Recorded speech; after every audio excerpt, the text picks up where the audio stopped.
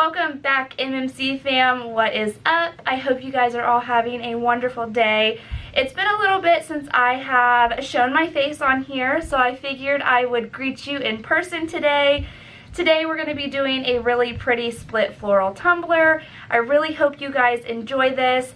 I mentioned it in the video, but I'm not 100% happy with how my hand-drawn florals turned out, but I am happy with the overall tumbler. So I really hope you guys enjoy it. If you haven't already subscribed, please go ahead and hit that subscribe button down below.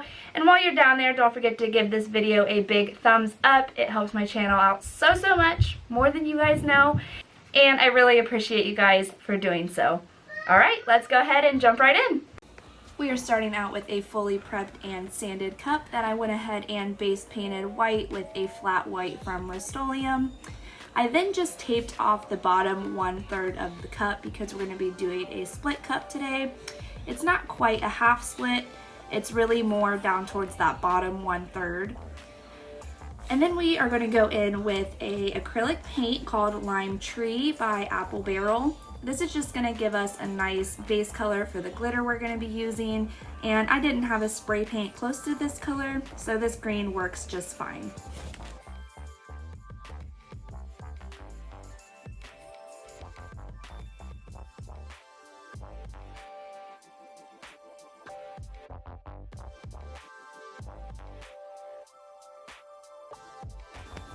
The glitter I'm using today is Surge from Peachy Olive Glitters. I absolutely love this glitter, and I'm not a huge fan of green. I originally bought this for like my fall palette glitter colors that I got, and when I was looking at it I was like, you know what, this is just perfect for spring and summer, and it can really be used all year round.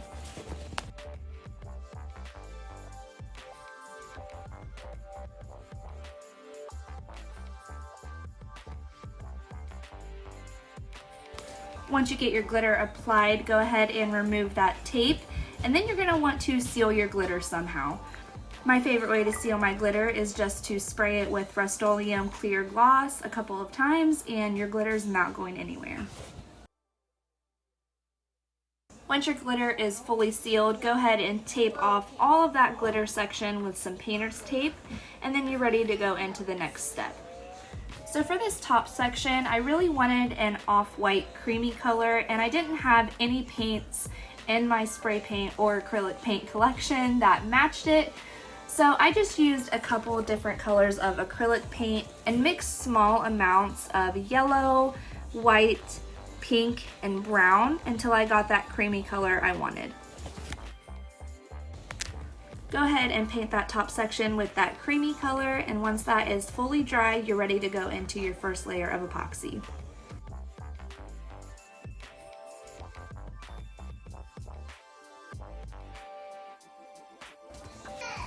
I used 30 mils of Speedy Petey epoxy for the first layer, and then about 45 minutes later I went straight in with my second layer. I let this dry for about 6 hours. I sanded down anything that needed to be sanded, went in with one more layer of Rustoluem clear gloss spray paint to seal in any of those scuff marks, and then we were ready for our next step. I got these floral watercolor images from Creative Fabrica. I will have them linked down below if you would like to get them as well. And I printed these out on Hiippo clear Waterslide paper.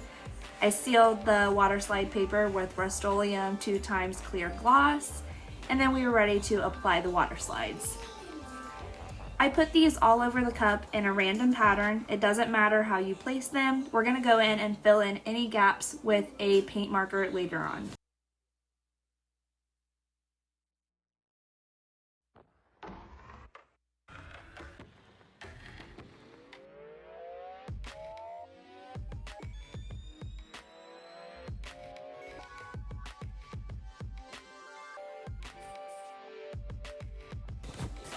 Once your water slides are completely dry, you can go ahead and move into your next layer of epoxy. For this layer, I just used 20 mils of Speedy Petey epoxy, and I let that dry for about 4 to 6 hours before I moved on to the next step. I cut out this gold pinstripe on my Cricut at 11 inches long and 0.25 inches tall. and added that right there at the split line.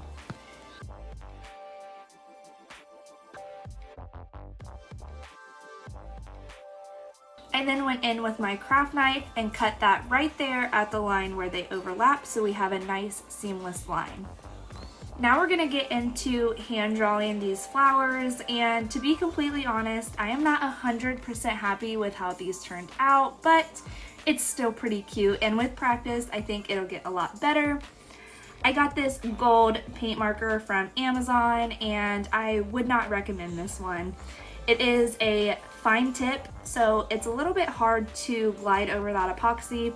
I think if I had a thicker one that was more like an acrylic paint marker tip rather than like, you know, those fine point Sharpies, it would have worked out a lot better. But as you can see in this video, I did have to really work to get this to glide over the epoxy and to get full opacity with the gold lines. So I just outlined some of the leaves from the Waterslide in this gold paint pen, and then I went in and added some random flowers. I don't really know how to draw flowers. I've watched a couple of different tutorials with like the hand painted florals and how they go over with the paint marker and do their little like outlines. So I just tried to follow that. I made like a little dot in the middle and then just made like squiggly little petals. And it really doesn't have to be perfect. Like I said, I'm not 100% happy with how they turned out, but I really like how the overall tumbler turned out. So just have fun with it and play around until you find something you like.